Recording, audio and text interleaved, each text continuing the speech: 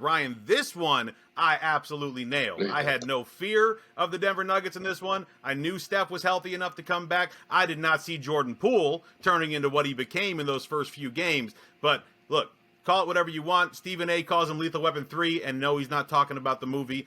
You can call him Cerberus, which is the three-headed dog in Greek mythology. But Curry, Clay, and Poole have been the biggest of reasons why the Warriors were able to jump out to a 3-0 lead. They each averaged over 20 points per game, looking like they were heading for that sweep. But finally, Joker made himself known. 37 points, 8 rebounds, 6 assists. Got some big-time help from Monte Morris with 24 points. Aaron Gordon dropped 21. Jordan Poole, meanwhile, slid back to human status. Only had 11 points on 3 for 10 shooting. Denver got 1 in the win column. I think it's the only one they're going to get, Ryan. I think this thing's over in 5. Yeah, I agree with you. Only thing I'd push back on is, I mean, like, Jokic just played pretty well all series. In game 3, I think he had similar numbers to 38-7. Like, I think he had 38 and 17 or something like, and then, the Warriors still ended up winning. But it's, they look completely overmatched. No, I thought it was going to be a real back and forth series. Obviously, hasn't been. Steph Curry's come back, and he hasn't missed a beat, even coming off the bench.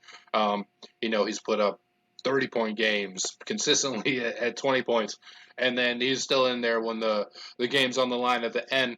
Looked like he was even close to winning it for him last game, before Denver was, really able to pull away at the end there. With Draymond Green. No, Nikola Jokic wasn't on the floor because he was telling them it was a thing. And Draymond did foul out. So Draymond fouled out. You have that clip of Jokic telling them it was a lob to end the game and really survive by the skin of their teeth. But I do expect the Warriors at home in Game 5 to beat the Nuggets and go on to the next series comfortably. I don't know that it's going to be a blowout, right? It might be a 3-point game, a 4-point game. I think Denver has the kind of players and the kind of team that can fight it. I think Jokic has kind of understood what he can do against Draymond now, to really win these last 2 games specifically in the individual matchup. They didn't win Game 3, but he's really kind of had his way with Draymond. Draymond had his moments. He had the strip in Game 3, but I think he can really frustrate Draymond on the defensive end and be not bothered by him. And then it's just up to the rest of the Nuggets if they're going to continue the series or if they are going to, or if they're going to go back to Denver. Back to Denver, going home. I should say back to the Maldives. This is also this is also a Nuggets team that's kind of made a name for themselves coming back from 3-1 deficits. They've done this a couple times in the playoffs.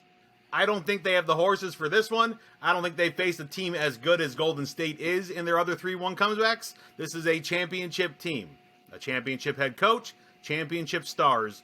I think they know how to get this thing done. They're going back home. They have no reason whatsoever to want to go back to Denver until next season. I think this series is done. I think Golden State's moving on. They're going to want some rest. Give those guys, they'll get about a week off with the way Memphis and Minnesota's going.